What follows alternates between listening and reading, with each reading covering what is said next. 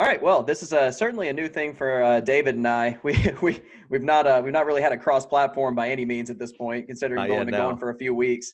But we wanted to welcome in Danny and Cal from the ATLFalconsUK group. How you doing, guys? Hello. Yeah, Thank you. not too bad.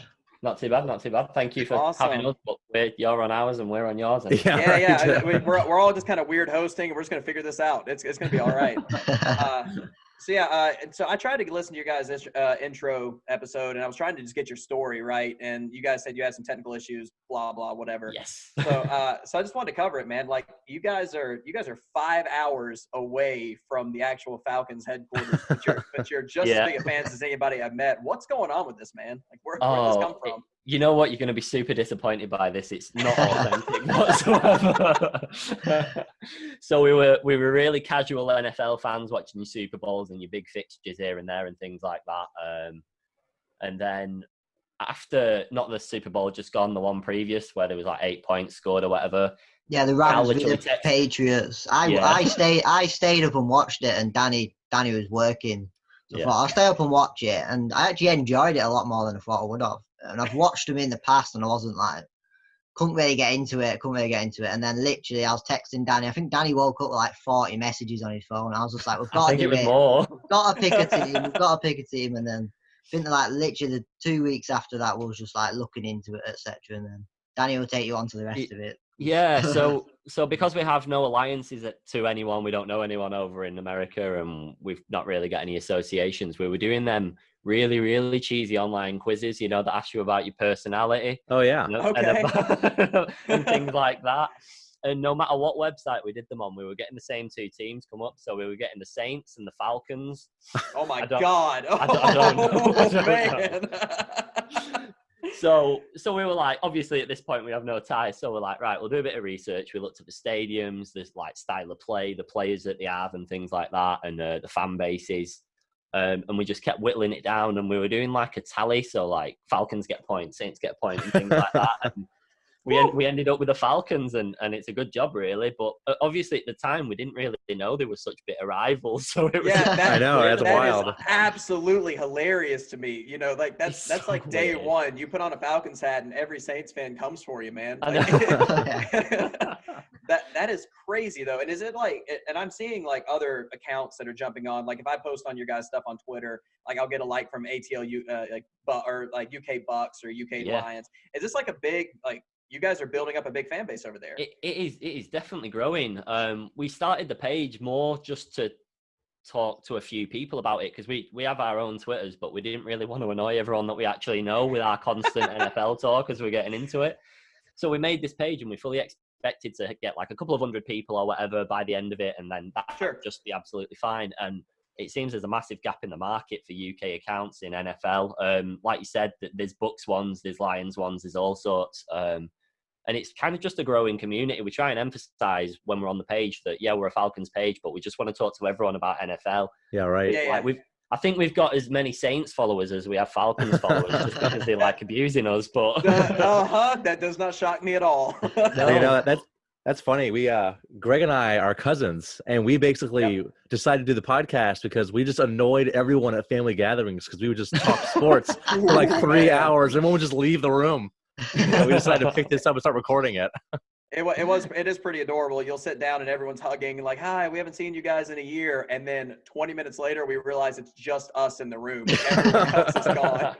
So this is a perfect try. Like, we're generally just a sports podcast, right? Like we don't have any connection, but unfortunately we tend to skew towards, or fortunately, however you want to look at it, we tend to skew towards our fandoms, right? Yeah. So like half of the time I'm talking about like I'm actually trashing the Saints more than I'm boosting the Falcons. That's just how it goes. David, on the other hand, like he's more of an NBA fan. Like right, okay. It's true. I'm a real sports fan. I watch the NFL all day on Sunday and Monday night and prime time and all. But I definitely skew towards the NBA, especially with the playoffs on right now. It's pretty awesome. See, we've not really taken to any other sports at the moment in time, but we probably will work towards it because we get asked this so often, like, do you support a hockey team, a baseball team, a basketball team and everything?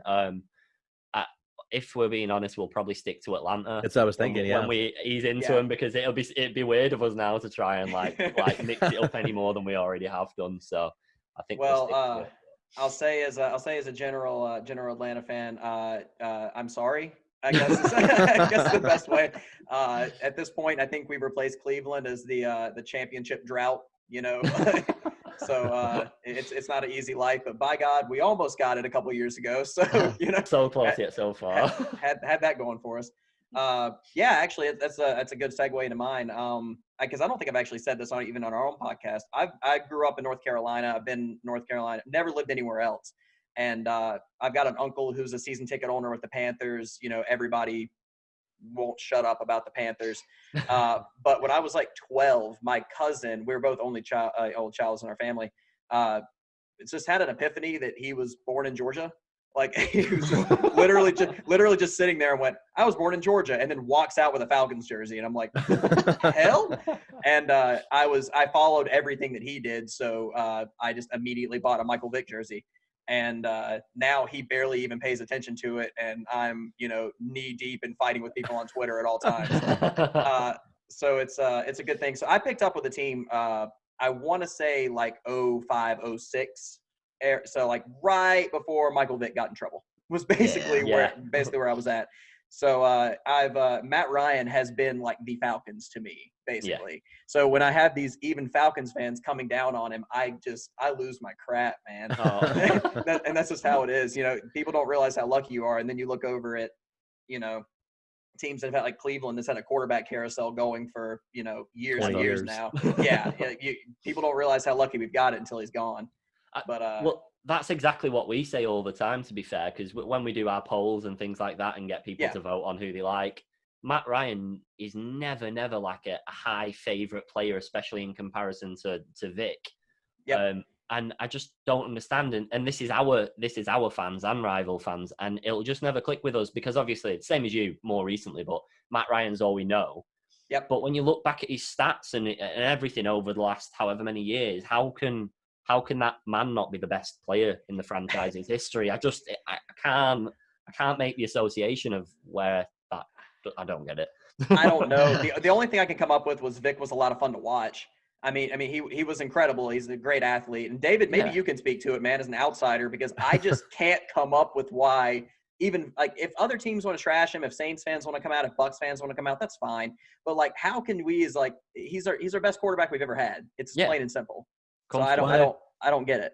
It feels like a lot of times when you get like coaches, this happens to a lot, where you get a guy who's just like really successful, but never really gets you all the way over the hump, even though they had a Super Bowl appearance. It seems like people just kind of lose it. Like I have a much smaller fandom. The college team I watch just isn't a powerhouse or anything. But then we were going like 10 wins a year, 11 wins a year on a small conference, and everyone was kind of like, yeah, we weren't really getting anywhere. And then all of a sudden, we get rid of our coach, now we're winning like 2 games a year. That's what's going to happen with Matt Ryan. As soon as he's gone, everyone's going to grow appreciation. I agree with that completely, absolutely completely. I think people appreciate him more when he's gone. And I think it's not too late, but then he's gone then, isn't it? I think when he goes, I think there'll be a lot of change in the Falcons. I think we could have a few seasons where we end up dropping off, etc. Or even more.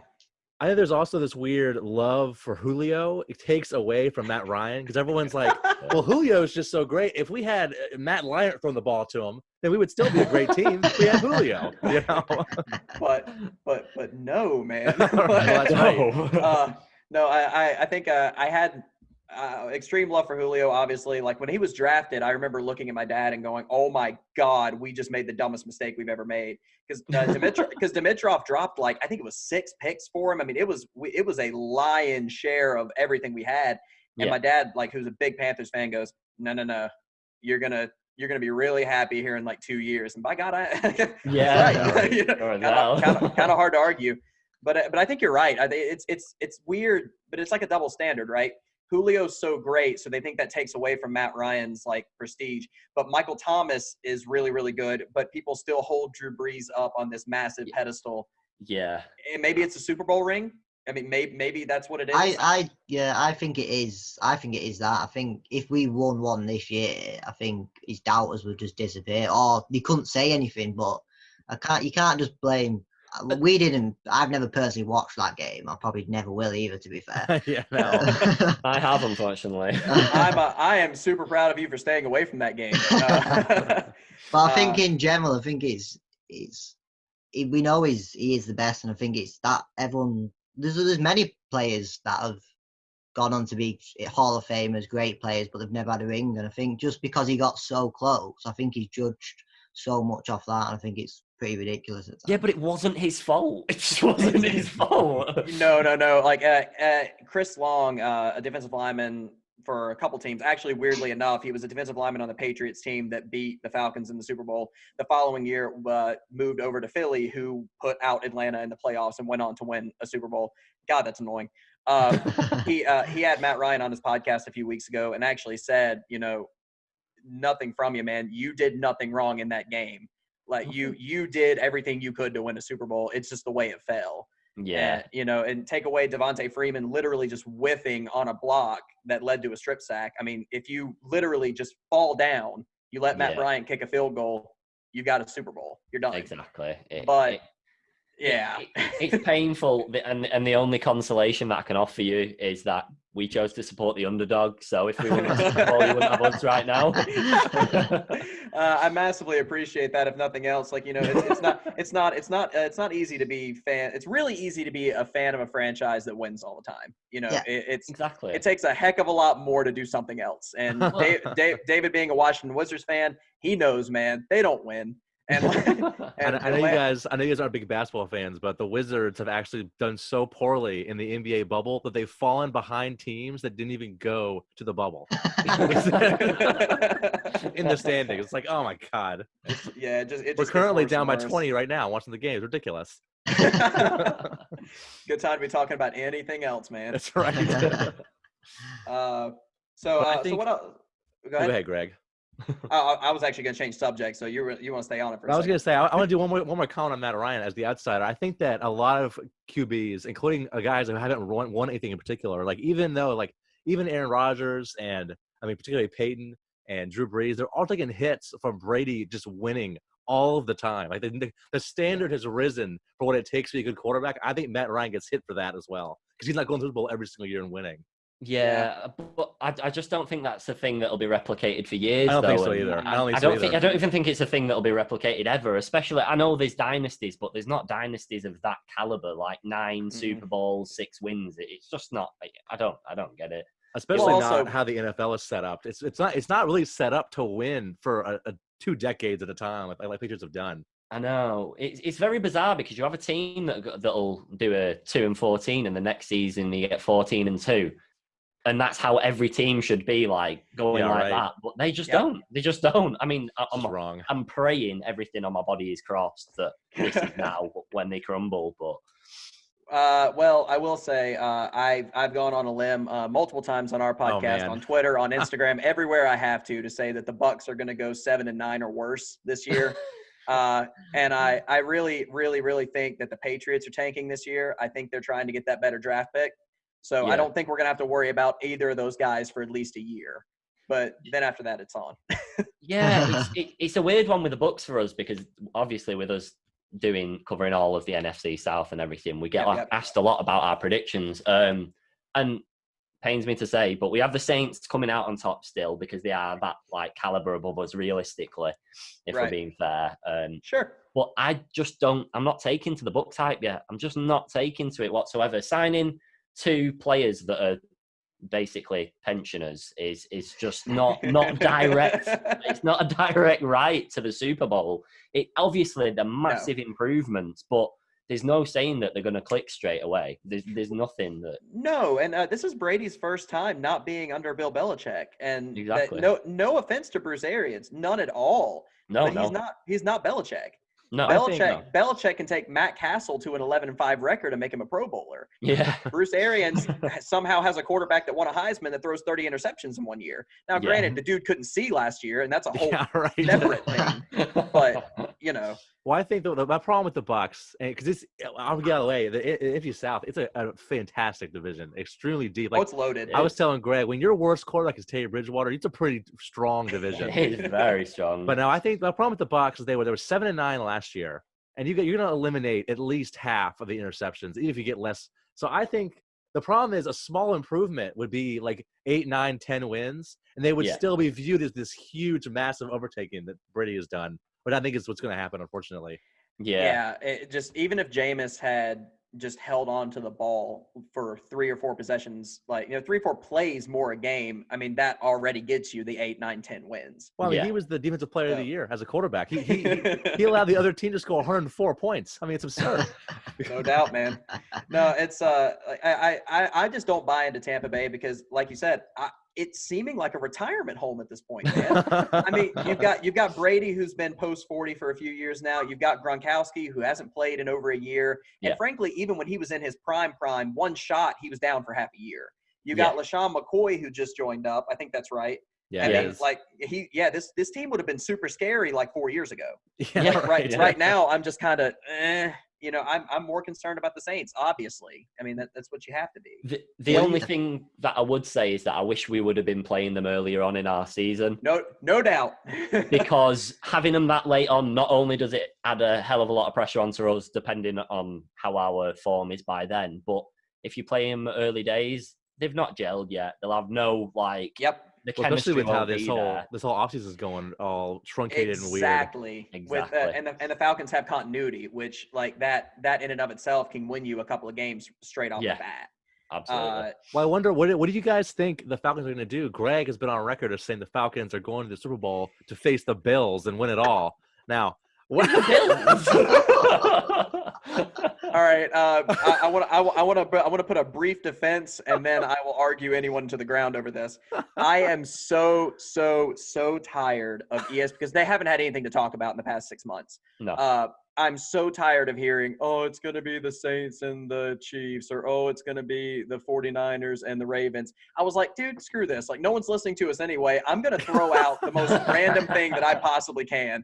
And I was like, we're, if you want to fight me over it, you can. No, I will stand steadfast behind Josh Allen. We'll have a better year. So that's all I got. But I'm so tired of hearing Shanahan's, going to lead this 49ers team to the Super Bowl. And I'm just over it. So. That is a solid call. To be fair, me and Cal did our predictions separately without telling each other, and we both got us coming out on 10-6. Yep. We have different matches that we win and lose slightly. Sure. I think 2 or 3 different, but we think 10-6 take us to the playoffs, and we've also said on our podcast Super Bowl. I know it's ambitious, but you've got to be ambitious. That's right. That's right. Well, if you don't have hope as a Falcons fan, you're literally not going to make it. You're just not. And actually, weirdly enough, I did mine not having listened to you guys until after I did it. And I'm teetering between 11-5 and 10-6. Awesome. So literally the same spot. I think the last 3 games are very, very important. I think they could easily be. I think it depends what record we're on. I think by the last 3 games, we've got to be on at least. You're looking at 9 wins by then, just so you can win 1 more to get in the playoffs. I think. Yep. And they're so important. The weirdly enough, the one that I'm teetering on the hardest is week 1 at Seattle, just because Seattle is getting better and better every minute. I mean, they just traded for I'm losing his name now. David, help me. I forget it as well. They just traded for the safety. Devontae Adams?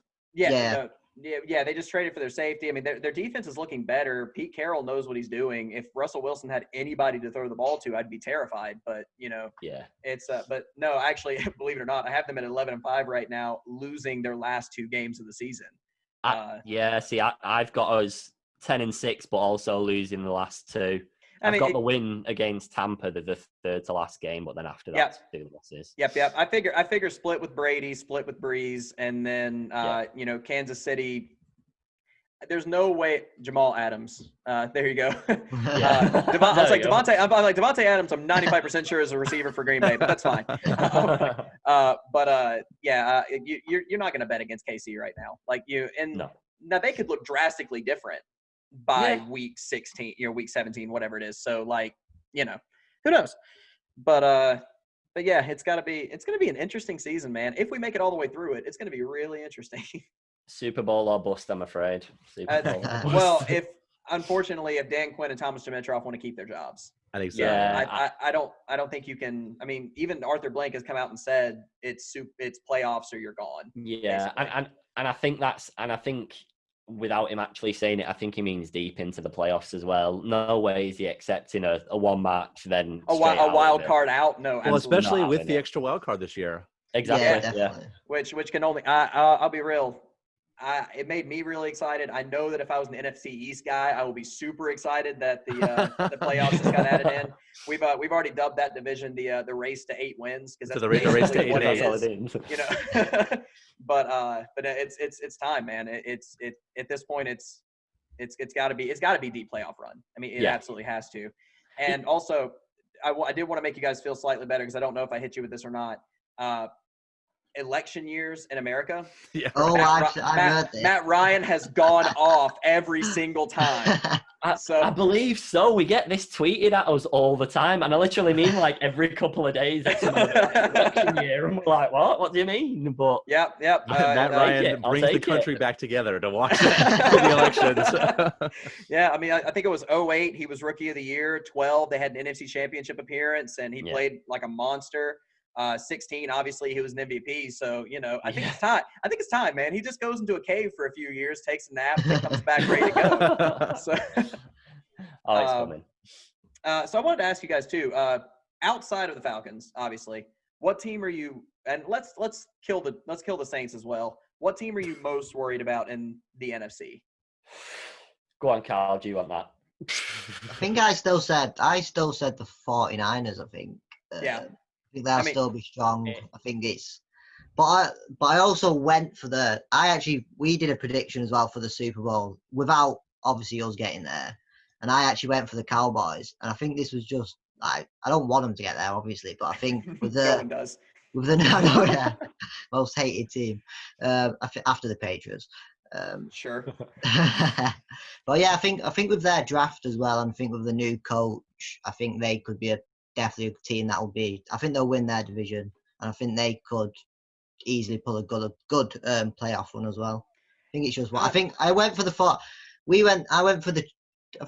Chiefs v the Cowboys in the Super Bowl. I think I didn't want to go for the 49ers again because obviously the same as last year. So I just went for another team, another strong team, and I thought the Cowboys this year. I have the Packers going to the Super Bowl out of the NFC, and my whole reasoning behind it is because if you're going to draft a quarterback to go behind Aaron Rodgers, he's going to take you to Super Bowl, win it, and then say, "I'm out of here. You guys are the worst." You drafted the one guy and be angry. I was like, I'm so over. They haven't drafted an offensive player in the first round since they drafted Aaron Rodgers, and then they drafted this guy. I mean, you know, if anybody was going to just will their team to the Super Bowl, it's probably going to be Aaron Rodgers. You bring up Dallas, and I got to get into it for a second. Oh, like, yeah. That team is riddled with talent that finds a way to just lose games. Yes. I don't understand it. I am really curious to see how Mike McCarthy is going to work under Jerry Jones. That's the biggest concern for me for that team in general is Jerry Jones needs a yes man. He wants to be the top dog in Dallas. He's the owner. He's a GM. He's all this other crap. And he's never had a coach that's willing to look him in the eye and say, no, back off. Well, since Mike they're McCarthy winning. Mike McCarthy will do that. So I don't know if they're going to we're going to find out on ESPN they're in a fist fight on the sidelines one day. I don't know what's going to happen, but I could easily see them going deep. And, you know, I don't remember their draft picks, but I remember they took a receiver. Was it like CD Lamb or somebody in there? Yeah, CD Lamb. Yeah. So I mean, loading up, they've got Zeke still, they've got Dak, and you know Dak who wants more money than I think he's worth at this point. But that's definitely that's a whole separate thing. But they're loaded, man. They're ready to go. It's just, can the coach listen to the owner long enough to get him to shut up? Well, I grew up in Washington, D.C. I grew up in a couple of different places. My dad was in the military, so he moved out of the country. Part of the reason I don't really have a good NFL team is because I grew up in 4 different states. But I went to high school in D.C., and they had a saying for the Redskins that I think applies right now to the Cowboys also. They said, "The Skins always find a way to snatch defeat out of the jaws of victory." And I think that's what the Cowboys specialize in. Actually, man, that whole division's kind of like that. You know, so I'm saying the Eagle. I mean, it's bad.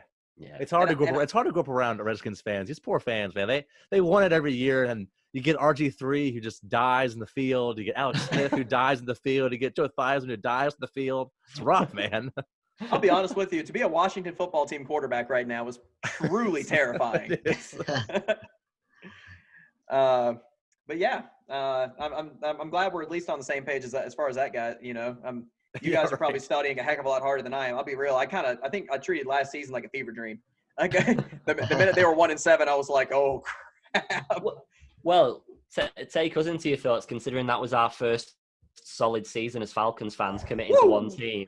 And then, so we were literally like week 1, we were like, okay, that happens. That's all right. Week 2, right, there we go. There's a win. That's more like it. Week 8, we're just there going, So is it too early to jump off the bandwagon? I know. So my wife actually tells me that I get a little too passionate during games.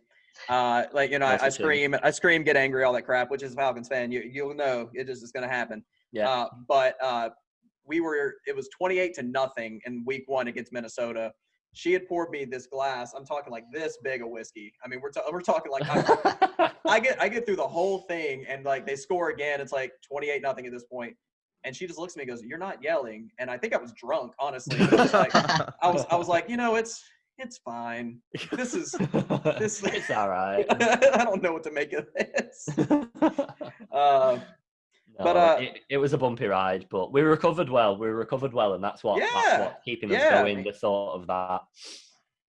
Can I ask you, what was your opinions on Dan Quinn keeping his job? All right, so judging off his face here. Oh God. I have never had more respect for a coach that has that much respect from his players than Dan Quinn. I've never seen a team rally from 1-7 to 7-9 just because they don't want their coach going away. That said, it was really, really telling to me that he dropped Marquand Manuel and decided to call plays himself. They go 1-7, and then he lets other people call the plays, and they go 6-2. So I had a moment where I was like, why did you think you could run this team and do everything else? I was angry. And then I sat back on it and went, he made the changes he needed to make. He let his pride go, let somebody else take over. Honestly, I have a bigger problem with Thomas Dimitroff keeping his job than Dan Quinn at this point. It's mainly because the cap hell that he seems to find a way to get us into every single year, man. Yeah. Like all I read about is like, there's no way Atlanta can sign everybody. We've got money spread out for the next 3 years that we can't do anything. And then he finds a way out of it. So I don't know. we're on repeat again for that though, because of course we got rid of Hooper, so that gets rid of what would have been a massive contract. But now we've brought in Gurley and Denard recently on really, really low contracts. Denard especially for $910,000. Oh yeah, so it's nothing. What happens if they have top level seasons, which I presume Gurley will? Denard's a little bit different. Sure. What you're doing with your cap space? Are you keeping them on? How are you going? I don't see how you can constantly just juggling players. Around it. Basically, Dimitrov's plan I'm not a cap expert by any means. In fact, the NFL cap space formula makes zero sense to me. It seems like I'm learning something constantly. But I will say, like, we've got a really good looking team right now. You know, we can't pay them next year. If Gurley breaks out, he's gone. Unless he takes a massive hometown discount, that's not going to happen. I wouldn't expect him to. Well, I think how old is Matt Ryan at this point, and Julio? 36, 31, I think. Yeah. See, so I think that you're running into, like, in terms of Dan Quinn, like, they're going for it every year. They're just reloading these one-up guys every single year. And then for Dan Quinn, it's like, at some point, it's like you're running out of things to change instead of just, like, suiting back up, like, because you're not going to get rid of Julio or Matt Ryan. And so at some point, you look at Dan Quinn and you go, I'm sorry, Dan Quinn, I don't know what to do, man, but you're out of here, basically, you know, because you can't get it done. We give you plenty of time. Yeah. I mean, at this point, there's no excuse to not average over 30 points a game. There's not. I mean, and honestly, I'm going to retract that slightly. I don't know how I feel about Cutter coming back. Dirk Cutter as offensive coordinator. Yeah. That's where I'm a little hesitant. Because he literally has a Ferrari that he just doesn't have to crash in order to do well. And somehow he found a way to slam into the median 28 times last year. Well, I would say, I think that this is where Matt Ryan gets part of his critique is that in the Super Bowl, when things were going down quickly, and obviously he's facing Bill Belichick and Tom Brady and all, but at some point in Matt Ryan, you got to have the confidence and the power to say, okay, guys, I'm taking over the play calling. You guys are single-handedly blowing this game. I think part of the critique he gets is that he should have at some point taken over the ship and at least said, if I'm going to go down, I'm going to go down my way and not the coach's way. I'm on the field. I know what's happening. Yeah. Go ahead, guys. Especially considering you weren't directly Falcons fans at this time. No, we weren't. No. Tell me what you think here. All I was going to say was, I get the logic, of course. Even then he was experienced. That's as right. hell, He knows exactly. Wasn't even close. Yeah. So he knew exactly what needed to be done. But say that the crumble stopped and they didn't keep catching us up. And by that point, he'd already taken over the play calling. Right. But then they do lose. Then do you jeopardize your own career because it's on you? Or do you think, no, it was the coach's fault. I didn't like good. It's horrible, but Cal, you got anything on that, man? Because I have very specific feelings about Shanahan that I didn't want to just overload you guys on. Well, I've never watched it, so I won't get too much into it. But all right, I think it's I agree with what Danny said. To be fair, I think it's if you took it over, etc. You're taking the blame into your own hands, basically. But yeah, it's one of them where it's happened, and I think try forgetting about it. Yeah, well, of course you can't do what ifs if you're them. It's like you just gotta move on, trying to win this year. I don't think Matt Ryan won either way, because you don't take over the play calling and you lose the game, then you've lost the Super Bowl. But you take over the play calling and the same outcome still happens, which could have. Yeah, no, then I would have won. Then you lose. But yeah, of course, if you took it over and then our performance peaked, then you win it. But it's a massive gamble of your own career. It is. No, you're right. Because I'm sure Shanahan would have just gone, no, we would have been, I'm sure they would have gone, yeah, we would have been fine without, so you're calling it. The thing is going against Matt at that point, you put yourself in his situation. Shanahan is literally being considered an offensive god at that point. He took a team that went 8-8 the year before to, I think it was like the number 6 scoring offense in history. Yeah. You've got Matt won an MVP under that offense. And frankly, the weirdest thing, and Cal, I don't want to give you too much. I don't want to peek the blinds too much on you, man. But that strip sack that changed the entire game, where Devontae Freeman whiffed on his block, there was a wide open wide receiver in the end zone. If Matt had half a second more, the game was done. Yeah. It was the worst perfect storm that you could have come up with. It literally, if you repeated that 100 times over, that outcome would have just never come about whatsoever. Oh my gosh, but referring to what you said then about Matt Ryan having another half a second, that's been the case for years now. Even after the Super Bowl, that's still the case. It literally like 100 sacks in 2 seasons, pretty much, and it's just not normal. Like that should never happen. Also, especially with Dan Quinn being technically from a defensive background, you'd think that his teams would primarily be solid there, but no. Well, and also he's not getting any younger, right? Like every year he gets older, people like that. I knew what was going to happen. Unfortunately, I hate commentators when they start saying things like, "Oh, Matt Ryan's like he's played 8 straight seasons, hasn't missed a game from injury." I literally looked at Becca at the beginning of the season, went, "Matt's going to get hurt this year." Yeah, because they won't stop saying it. It was years and years ago against the Saints when Michael Turner was still the running back. A commentator came out and said, "Turner's run the ball 200 times, hasn't fumbled once." I went, "Crap." And God, it was back-to-back fumbles. And I went, "Come on, like, just shut up." Well, I have a question. Do you guys think that it's Todd Gurley, right? You guys signed. Do you guys think that he's going to have? He obviously won't be the focal point of the offense, or far from it, but he could even be part of the carousel, the team that is the running back core. Do you think he's going to have a good impact, like a real positive one, like give you guys yet another weapon on offense? Go on, Cal. I think he will. I think even his stats last year, he still got more touchdowns than all of our running backs. So even though he's only pulled out like 800 yards, he's still got 12 touchdowns. So even if he came up with that this year, if he could just be the red zone instantly guy, better than what we had last year. So it's another weapon that we didn't have last year. So I think I think with Ito Smith, Ollison, I think Ollison might be another surprise this year. I think absolutely. I felt the exact same way. I've been watching, you guys have too. I've been watching the videos of Gurley catching passes in training camp. dude looks strong. He does. He said he hasn't worked out this much in his entire life because he's been in quarantine, and what the hell Nothing else do else you to do all day? So I would love to. He's not going to be. I don't expect him to be player of the year status like he was a couple years ago. No. Well, he doesn't have to be on this offense. And I don't think he's going to be allowed to be. I think they're going to force the quarterback group, running back group rather, just to make sure that they don't get him hurt. So yeah, I think using him in the red zone, the red zone anyway. If you use him there, he's guaranteed to hit 10 touchdowns. If he comes up in the important plays throughout down the field, but then bring the others in to get us further down the field. But in the red zone, we know what he's like. So. Yeah, exactly. And doing that by decreasing his yards but increasing his production in terms of his touchdowns, you're getting rid of the opportunity for people to slam him as much, because if you're going to try and make him run like 10, 15 yards per run or more, then he's going to get hit. And that's what you don't want to happen. And that's why I think they'll proper manage his snaps. I don't see him starting all 16 or anywhere close. I see him probably starting around 12 or 13 with a heavy rotation. And I think that's right. I think that's how you should utilize a player that there's, even though he's not actually had any injury worries with it directly for actual worries. He's not been out for big chunks of seasons. It's always just concern.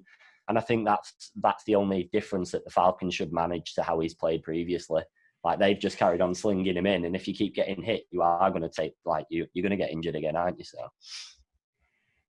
Absolutely. Actually, guys, I wanted to peel back really quick because I never shot the question back to you. Your last season was your first real full season, right? Mm-hmm. How did you guys feel about the fact that we retained everybody, and just flopped out a coordinator?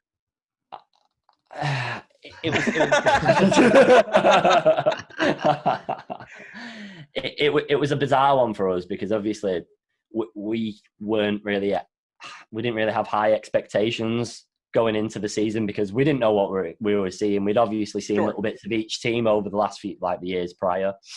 But when you're hitting a 1-7 at that point, we had the discussion so many times. We didn't have our podcast at the time. Yeah. Did we have the Twitter? I don't think we didn't even have the Twitter at the time. So it was literally just us two to each other. But we were like, I don't see how this person can keep the job. But then you watch Dan Quinn as a man and as a coach and how much the players revolve around him. And you could be losing a game heavily and we get a touchdown and he still celebrates and has the exact same emotion each time. And you're like, that's what I'd want to work under. Yep. If I could ever be an athlete, not that I could, but that's what I'd want to work under. That's my peak kind of coach. So the more you watch him, the more you think, maybe who else are you going to bring in place of him that's going to be able to pull players back to a 6-2 after a 1-7, like you said earlier, Greg. Oh yeah, the article started piling out. I know you guys had to see him. It was who's going to replace Dan Quinn. I got so depressed when I was reading that article. There's no one to replace him. No one's there. This is the thing. The grass isn't always greener whatsoever. Who else are you going to bring in that instantly makes me go, yep, definitely worth the gamble, worth taking a risk on? No one whatsoever. You'd end up passing it to Morrison or someone like that, and then you don't know what's going to happen. So, or you go and get a college coach who's unproven, and you don't know where that's going either. Exactly. I mean, the Saints, and unfortunately for you guys, when you entered the fandom, the Saints have been top dog for a while. But there was a hot second there, a few seasons where they were just a kicking post, man. They were 7-9 machines, and they stuck with Sean Payton this entire time, and look what turned out. Exactly. I'm not saying that Dan Quinn and Sean Payton are the same coach. I mean, Dan Quinn has morals and, he's actually a decent guy. He has a lot of free ring space also. That's true. But you got to stick with them at least for a little bit. I know 1-7 that just gives too many fans too many weeks to sit around and go, this sucks. Something's got to change. So I'm with you entirely on that. Yeah, it progressively got worse because when you're on 1-3, you're like, all right, these things happen, still recoverable, can still make the playoffs if we start performing. And then each week that went on, me and Cal were like, why have we chosen this team? What did we think was going to happen? I think the same thing all the time. I think was it week 4 or 5 against the Texans? I think was it 53-30? Oh my God! It was leading in that game at halftime. It was actually winning, and then Yeah. you let 25, 30 points in the second half. I don't think got worse. I don't think we're ever fully serious, but the amount of times we text each other saying, "Do we just change team because we're not actually committed yet?" You have time. You have time. Run. Run.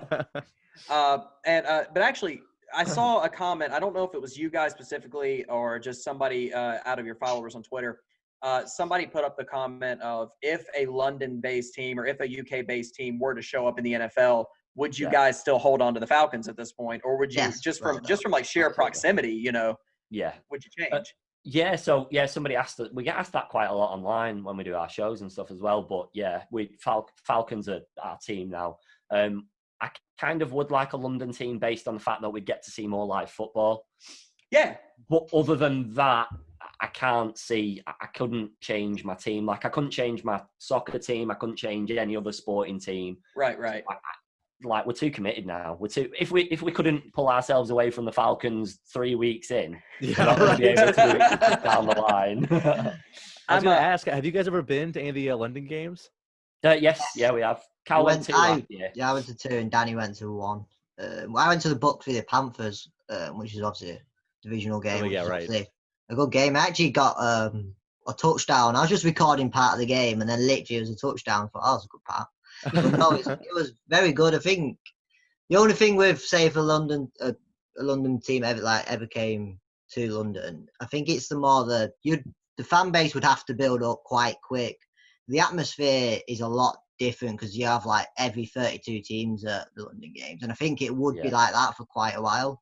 And I think even after like 2 or 3 years, you'd get more of, like, say it's the Jaguars, you'd get more of the Jaguars fans, obviously, but you'd still get like me and Danny, you'd still get everyone else, because you have an extra 8 games over it. Yeah. So I'll try and get into like 3-4 a year, and I'll still wear my own colours. I'll still pick a team on the day. I'll always pick a team on the day, as we just generally do. But I just don't think it will work for. I don't really agree with it anyway. To be fair, I think it's great for our point of view, but it is your sport. It's like moving Manchester United over to the MLS, New York, whatever. Texas or something. That doesn't work. Sad sentence. I was gonna ask, how's the atmosphere with a football, American football team? Like, I think it'd be a weird. Like, do fans like fully understand football? Because I always thought it'd be a hard to grasp sport. You know what? I think it's getting better by the sounds of it, and just judging off like when we spoke to people when we were there and things a few years ago, like going back 5 or so years, it was rough apparently. Like everyone was cheering for like at completely random times, and like field goal was just not, that sort of thing. Just like, because in soccer, like somebody does a good skill and you're like, yeah, whatever. Yeah, right. Tackle. But in NFL, it's a bit more structured than that. Like there's times to and not to. And I think apparently that's where it used to be pretty poor, but everyone's knowledge is growing so much now. So Wembley, the match that I went to, there's 100,000 people there. Wow. And I'd comfortably say like over 80,000 were like solid NFL fans. Of course, you get people going for the day out and the experience, but there was so many legitimate fans there. So it is a great atmosphere.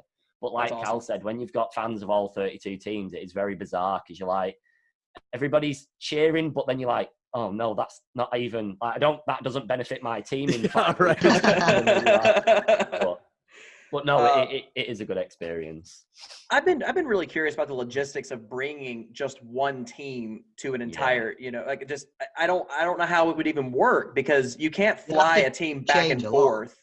It's not like a London team could play in London 1 week, the next week go to Texas and then come back. I mean, I think it would have to be 8 straight home games and then 8 straight aways, which in and of itself is horrible. It is.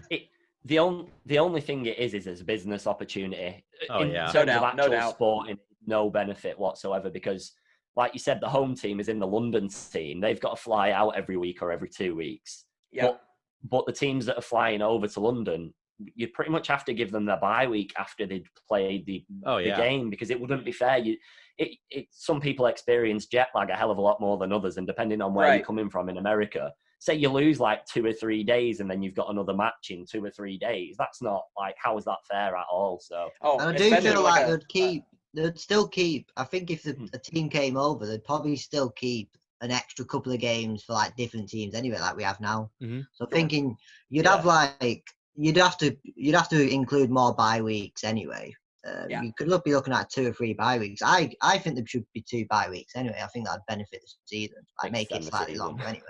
It's not like the NBA. It's not like basketball. You can play 4 games a week and be okay. You know, these guys legitimately need a few days to just rest. You know, exactly. It's not like they all hit the training field the next day all the time, is it? Because some people are absolutely battered and bruised, whereas like baseball and basketball, the most you get is a tiny little shove, if that. So it's not right.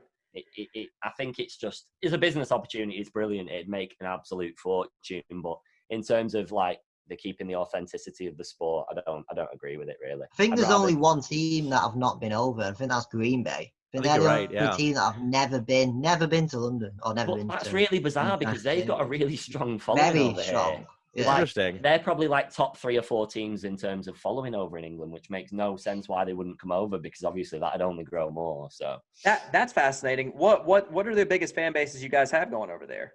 Unfortunately, Patriots are most likely to be the first one. They win too much. That's easy because they win a lot. You know, I think the that Dolphins is a lot. Dolphins is like, really. You know, I think it is. I generally think it's one of the bigger ones as well because you see a lot of them. It's really bizarre. Like when you go to the stadium, you see like I think did we see 2 other Falcons kits? Like 2 or 3 Falcons jerseys or tops whilst we were in 100,000 people and like all before. But then you're probably right.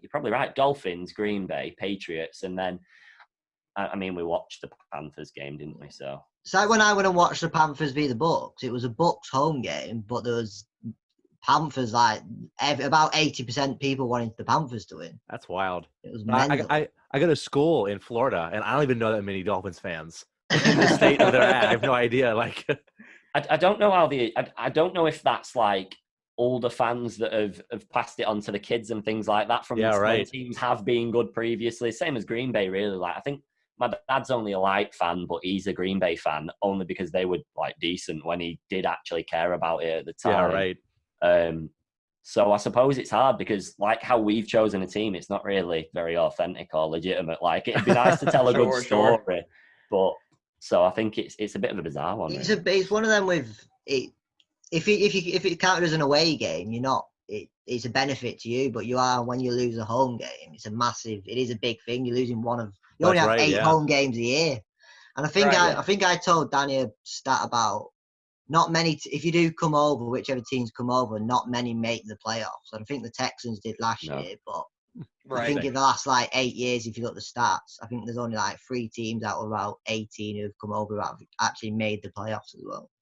That is fascinating, actually. I do remember like the last London game that Atlanta played. I think they blew like a 10-point lead in the last 2 minutes. Yeah, we lost. I believe so. And I remember just like shaking my head at the start. I'm like, how? Like, I guess I'll chalk it up to jet lag. Like, I don't know. But I know that I'm sure it was a massive disappointment, what with COVID and everything, that, you know, Atlanta's not coming to play Denver over there this year. Yeah. And for you guys, I feel it massively. From my standpoint, losing that home game was so, you know, Matt Ryan's Falcons have played so much better at home over the years that like, if it had been an away game, I would have seen no. Nothing to lose. We've said that ourselves, to be fair. It's kind of bittersweet because obviously we'd like to see our team live. And it's a shame that we weren't fans a few years earlier to have seen them that time. So it's a bit bittersweet because we would have watched them along with a few other games. We'd probably have gone at least one other game. Mm-hmm. But having that home game is such a benefit. I'd much rather see us go into the playoffs than not go into the playoffs and come over here like that. I mean, from a selfish standpoint, I'd enjoy it, but I wouldn't later on in the season, would I? So, well, you know, in like the next 5 or 10 years, when Atlanta finally makes the postseason, you know, you guys fly on over here. We'll go to a game. It'll be awesome. You know, that's the aim. That's the aim. Sorry, I just need to go back to the London games a little bit. One thing I do want to say is that when we went to Wembley, we watched Jacksonville, and how many? About 75% of males there were dressed as Gardner Minshew, and I'm not talking lightly. No. I'm not talking like a little bit. I'm talking full on headbands, mustaches, the full like dressed in kit. dressed in jerseys and everything. And I mean, it's not even an exaggeration. It's like tens of thousands of males dressed. Oh God, that's disgusting. It's disgusting. I think that must be the reason why he played so bad in that game. He He was had something absolutely like 6 dreadful. interceptions in that game alone. It was atrocious. He was probably like, "Why am I in the crowd? Why am I in the crowd everywhere? Face everywhere." Just, it would have been easy though, man. He's playing bad. He could have pointed at anybody in the crowd, brought him into the locker room, switched him out, and moved on. You know, it was so bizarre because before the event, outside of Wembley, there's loads of like food stalls and like little NFL games where you're like throwing balls into. Oh yeah. And all that sort of stuff going on. And literally every single person that was doing anything was Gardner Minshew, and it was So funny. really weird. So you had like 6'5" Gardner Minshew, you had like 5'2" Gardner Minshew, fat, thin. It was mental. It was crazy. No, you actually just reminded me. You said you have a lot of Green Bay fans. In my experience, Green Bay fans are some of the easiest going people to watch a game with, and it's been fantastic. We a few years ago, right before, we're not going to talk about the Super Bowl anymore because I'm tired of that. But the game before, the NFC Championship, that was the last game in the last stadium before they tore it down. Yeah. So I was actually on Becca's ear the entire that whole playoffs. I kept going, there's a possibility that the last game in the Georgia Dome is going to be the NFC Championship. Yeah. We need to go. And she kept going, no, that's really expensive. No. I felt really, really good when Dallas and Green Bay were playing. And if Green Bay kicks a field goal, then Atlanta hosts. I looked over, she was on Ticketmaster hitting refresh. And I was like, all right, we're going. This is great. But no, I remember like Atlanta goes up, like, I don't know, it was something stupid in that game, like, 21, 28, 35 points, somewhere in there. Yeah. And Green Bay fans were high-fiving us and literally saying, like, go get the Patriots, go get it. Was nice. So I don't know if you guys have the same experience or not, but it seems like some fan bases are easier to get along with. I think it's really strange because over here there's not like, if we were to go over to Atlanta and talk semi-positively about the Saints, I feel like I'd get slapped.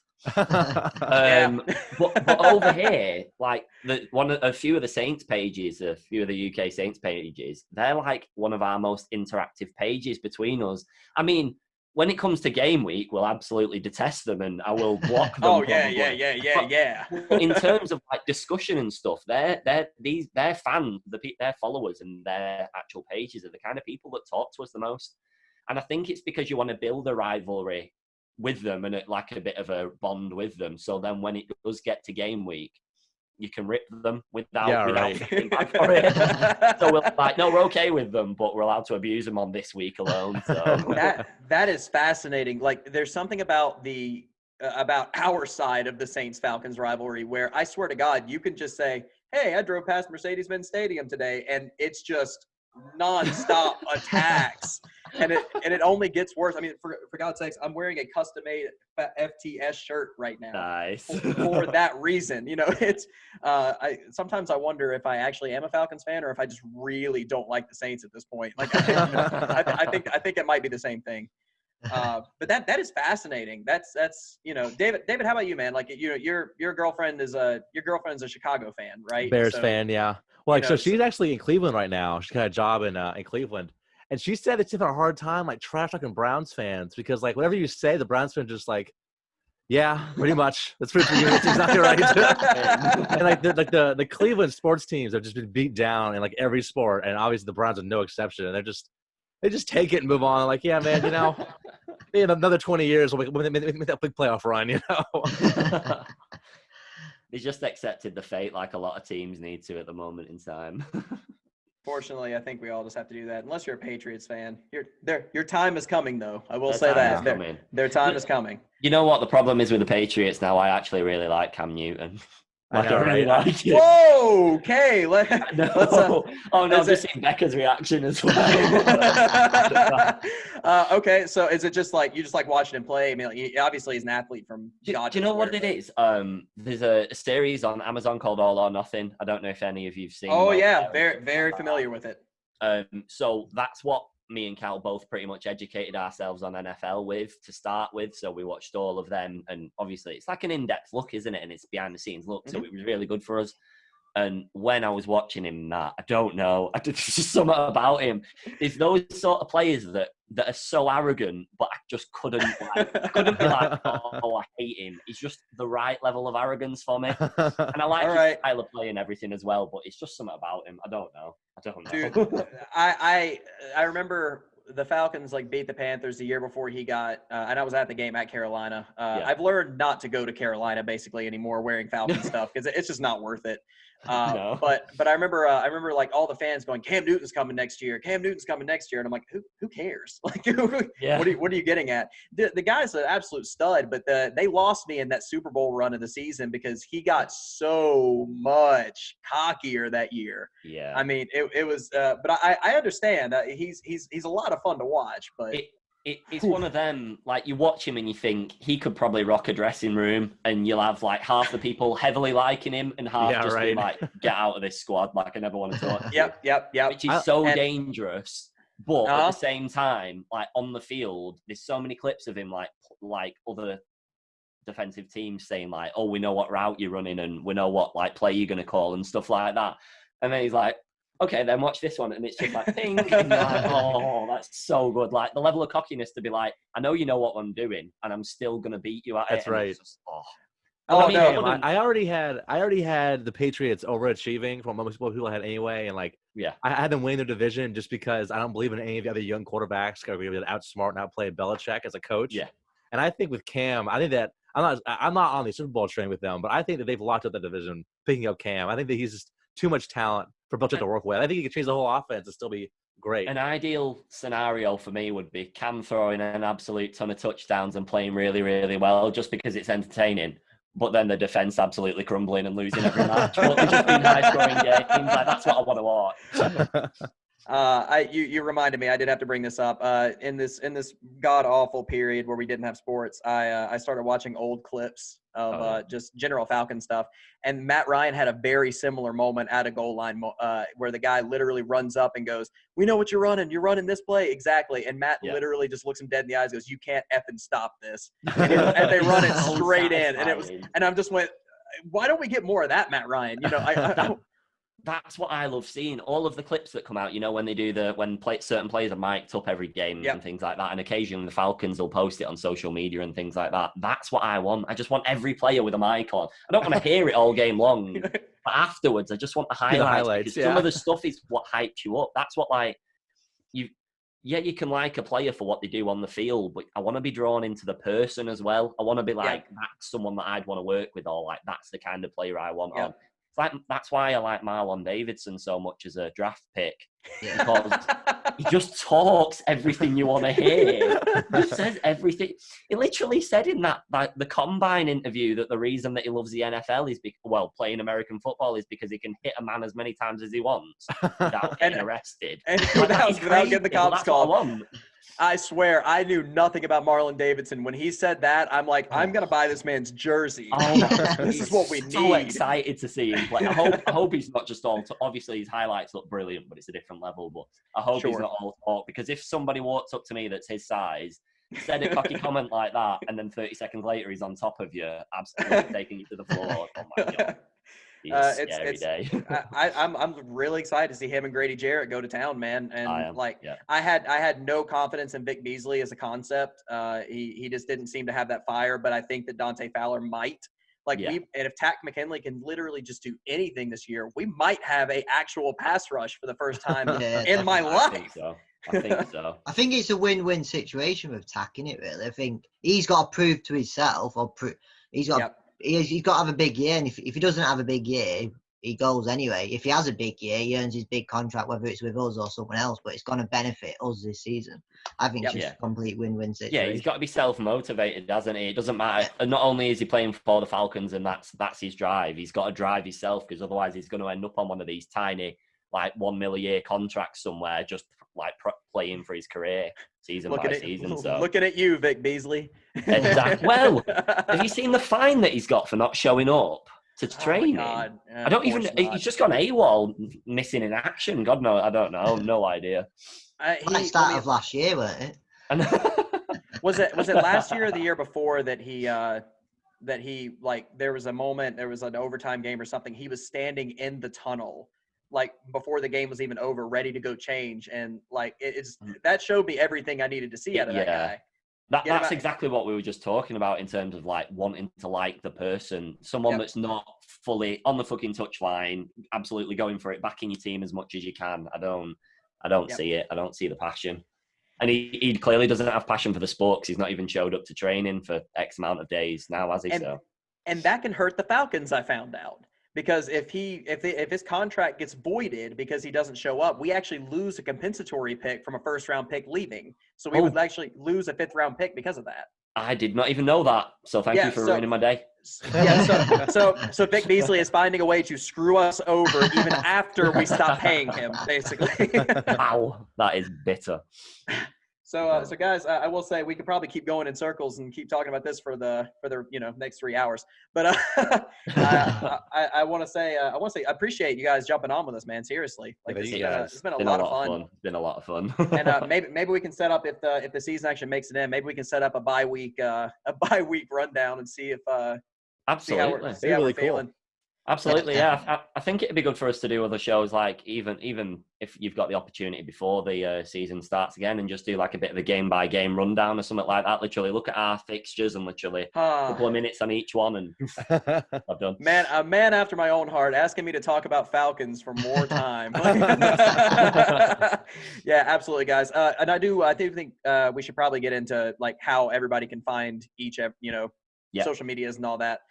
So go ahead and if you want to go and cover yours, absolutely. We'll jump in with ours. So we are on Twitter, Instagram, Facebook, YouTube, and of course our podcast. And our username on all of them is ATLFalconsUK. So you can find us all on there. We're most active on Twitter at the moment in time, but everything else is growing. Obviously, we drop a podcast every week or so, dependent on shifts. And our YouTube is being slammed with loads of highlight videos at the moment in time. So give us a follow or subscribe on everywhere. And I don't think you'll find many pages more interactive than us because we have no lives outside of Twitter at the moment in time. Dude, all I'm saying is the minute we started talking, we didn't stop talking. So I can attest to that. And same for us. You can find us on mainly it's Twitter and Instagram at this point at _league. We generally don't talk about the Falcons this much, but it still comes up every single time. For sure. We apologize for directing you towards the Falcons for like 95% of this show. But at the same time, please grab on, like both podcasts, subscribe, give us the 5-star ratings, all that stuff, because we want to keep doing this. And like I said, fellas, let's do this again soon. I'm happy to do this anytime. Yes, as soon as we can. All right. Appreciate it. Awesome. Thank you for having us.